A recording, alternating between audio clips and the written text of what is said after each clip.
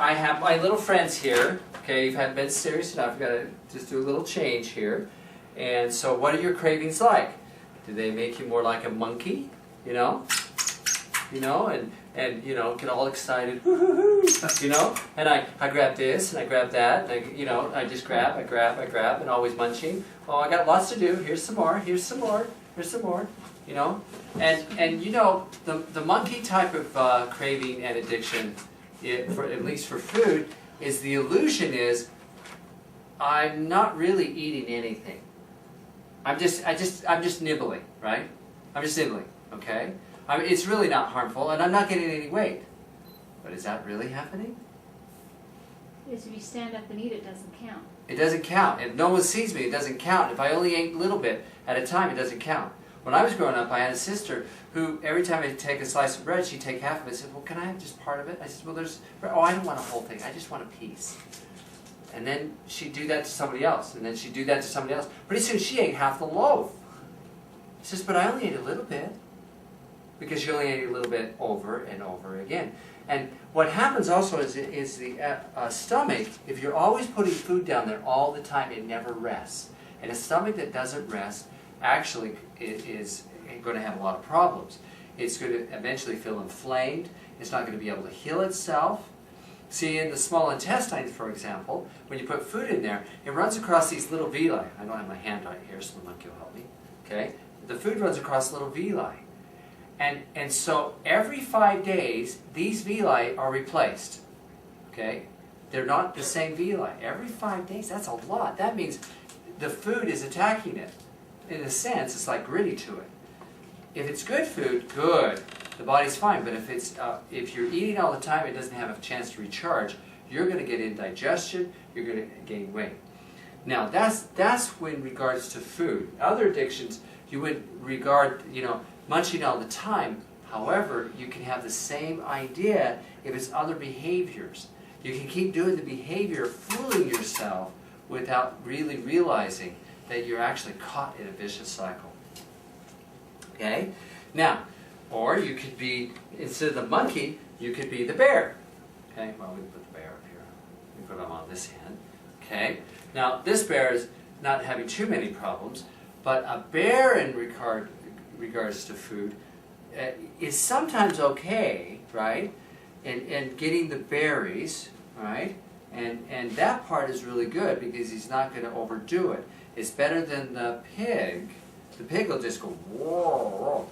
The bear can become a problem, though, if winter's coming and I need to hibernate and I've got to store up a bunch of food, right? So sometimes some people get into survival in their addiction. And so the survival part of craving is they're going to just go like crazy at a certain time when they're really stressed or they're really worried or some event's coming. And they just go like that. But actually, for example, when I'm doing this class, I really didn't want to eat very much. Because instead of blood going to my tummy, I wanted blood going to my kidneys, my adrenal, and up to my brain so I'd have a clear thought. If I went to a buffet just before I came here, then the brain would go, oh wait, you need blood here and you need blood there. Well, if I'm in a stressful situation, it won't go to my tummy. It'll go to here, right? So being a bear, as far as hibernating and survival kind of bear eating, is not really good because I won't digest my food very well. And it will store it, but it'll store it in a way that it won't feel very good, okay? So bear eating is not very good.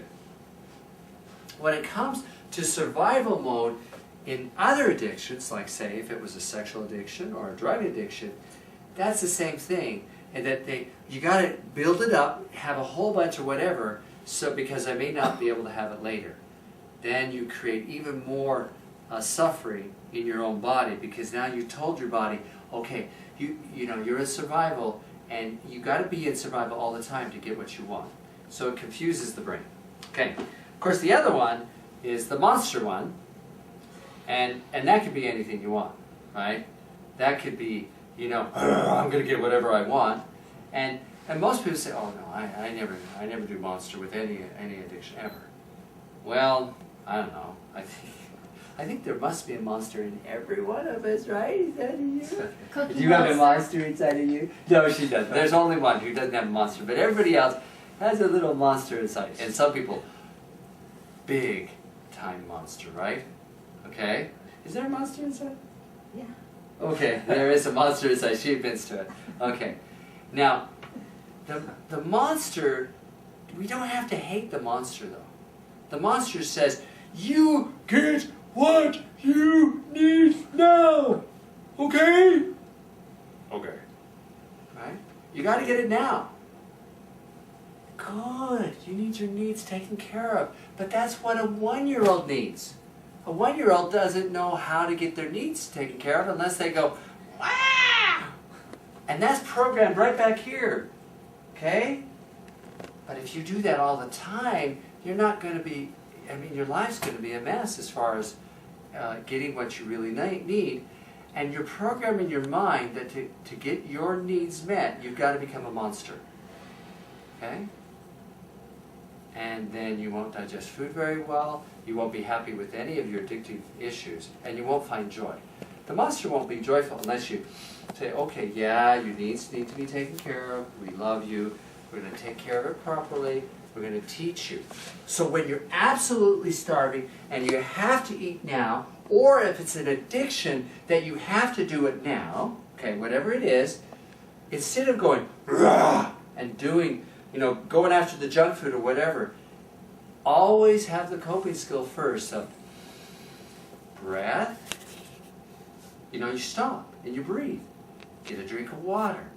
Grab the little booklet of CraveEaze 1 or 2 and do one of these first. Always.